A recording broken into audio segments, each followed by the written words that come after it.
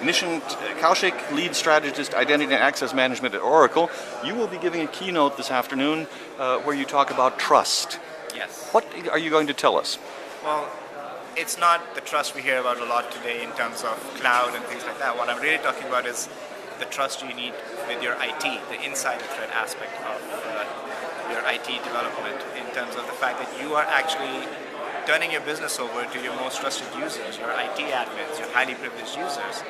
And can you really trust them in an environment which is so dynamic, where frequently business doesn't even know what's going on to enable the back-end channel of your business? So it's sort of quis custodius ipso custodiens, who will protect us from the protectors. Exactly, absolutely. Who's watching the watchers, as they say.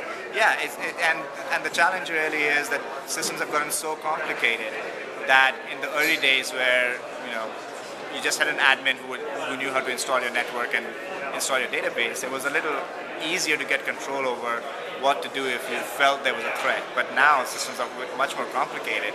You're dealing with security backdoors, and you're dealing with security holes in your enterprise. You're dealing with cloud applications. In the era of the cloud, pretty much any enterprise user who has a credit card is now an IT administrator.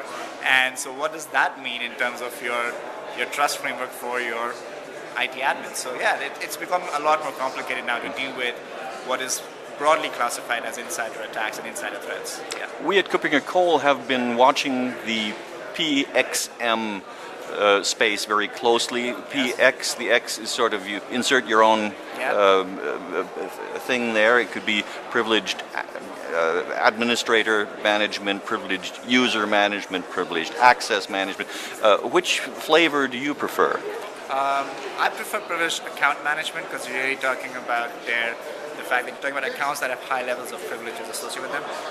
Privileged user, every user has privileges. You're talking about highly privileged users there, right? So yeah, privileged account management, which is typically a pseudonymous account in that it is not directly associated with an identity. It doesn't say this is Nishant K or in Kaushik. It says something, this is root. So you really don't know the user behind that account. And you could conceivably have multiple users using one account. Exactly. So shared accounts is a common problem.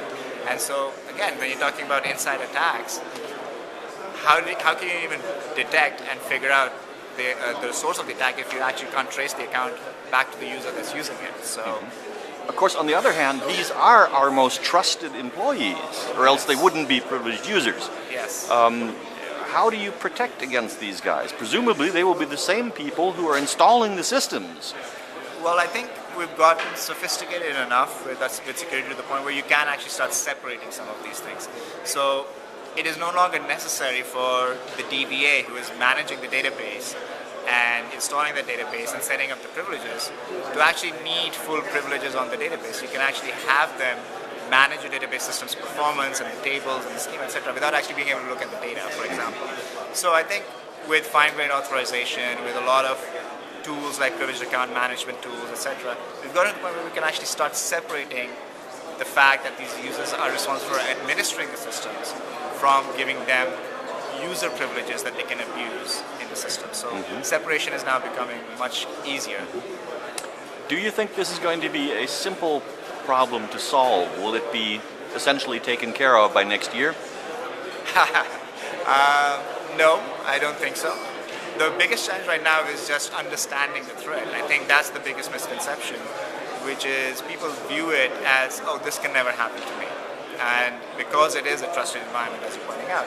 So the challenge there is, until the enterprise actually understands what constitutes an insider threat, how it can occur, what are the vulnerabilities they have, specifically in relation to insider threats, which is a little different from your regular user insider attacks, they will not be able to put controls in place and therefore not be able to manage it. So, and the controls have to be multi-layered. There's multiple levels of it. So yeah, it's going to take some time.